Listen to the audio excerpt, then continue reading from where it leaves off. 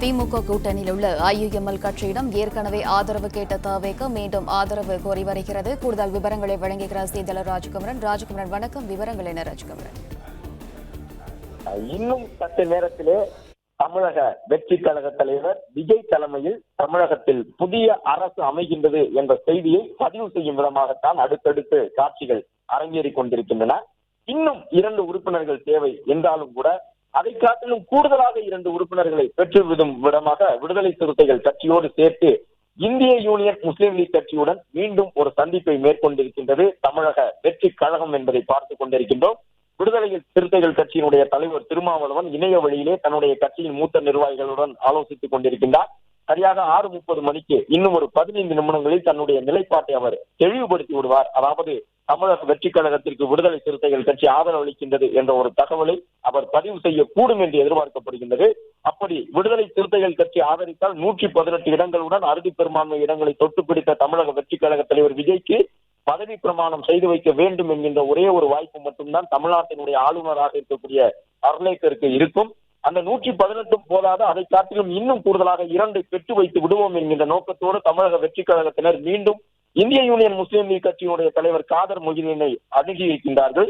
அருண்ராஜ் மற்றும் முஸ்தபா மதுரை மத்திய தொகுதியிலே முன்னாள் அமைச்சரை தோற்கடித்தவர், அவரோடு சென்று சந்தித்து இந்திய யூனியன் முஸ்லீம் லீக் கட்சியிடம் இந்த ஆதரவை கேட்டிருக்கின்றார்கள். இந்திய யூனியன் முஸ்லீம் லீக் கட்சியை பொறுத்தவரை ஏற்கனவே அவர்கள் விஜய் தரப்பில் வந்தவர்களிடம் தங்களுடைய கருத்தை சொல்லி அனுப்பியிருந்தார்கள். ஆதரிக்கக்கூடிய சூழல் தற்போது இல்லை என்று சொல்லி இருந்தார்கள். ஆனாலும் கூட மீண்டும் திமுக தலைவர் மு.க. ஸ்டாலினை சென்று சந்தித்திருந்தார்கள். அப்பொழுது அவர்களிடையே ஒரு சிறிய அவர்கள் மனநிலையில் ஒரு அசைவு இருக்கின்றது. தமிழக வெற்றி கழகத்தை ஆதரித்தால் என்ன என்கின்ற ஒரு எண்ணம் அவர்களுக்குள் இருக்கின்றது.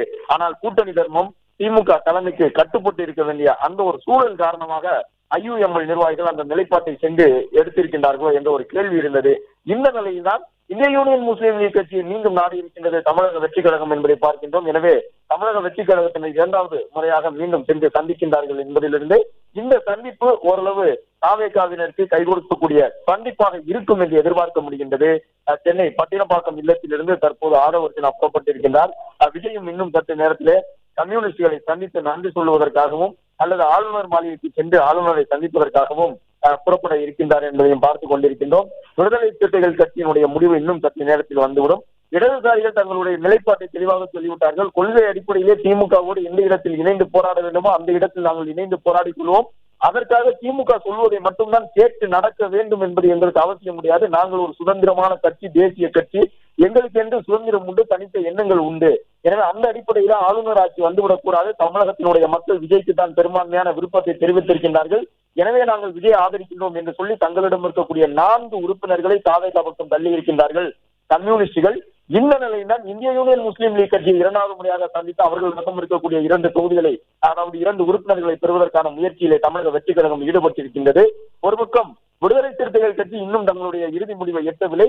கம்யூனிஸ்டுகளோடு சேர்ந்து என்னுடைய முடிவையும் நான் ஒரு சேர எட்டுவேன் என்று சொல்லியிருந்த விடுதலை சிறுத்தைகள் கட்சியினுடைய தலைவர் திருமாவளவன் தொடர்ந்து தாமதம் செய்து வரக்கூடிய நிலையில் தான் ஒருவேளை அவர் 2 உறுப்பினர்களை தராவிட்டாலும் கூட விடுதலை சிறுத்தைகள் கட்சியினுடைய ஆதரவு இல்லாமலேயே இந்திய யூனியன் முஸ்லீம் லீக் கட்சியின் ஆதரவுடன் தமிழக வெற்றி கழகத்தினர் ஆட்சி அமைப்போம் என்று சொல்லும் விதமாக தற்போது தன் கட்சியினுடைய மூத்த நிர்வாகிகளாக இருக்கக்கூடிய அருண்ராஜ் உள்ளிட்டவர்களை இந்திய யூனியன் முஸ்லீம் லீக் கட்சியினுடைய அலுவலகத்திற்கு அனுப்பி வைத்திருக்கின்றார் தமிழக வெற்றி கழக தலைவர் விஜய்.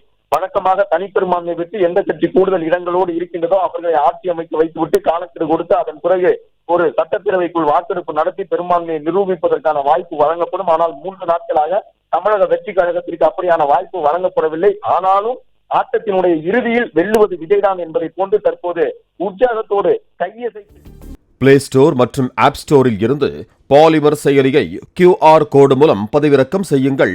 செய்திகளை உடனுக்குடன் பெறுங்கள்.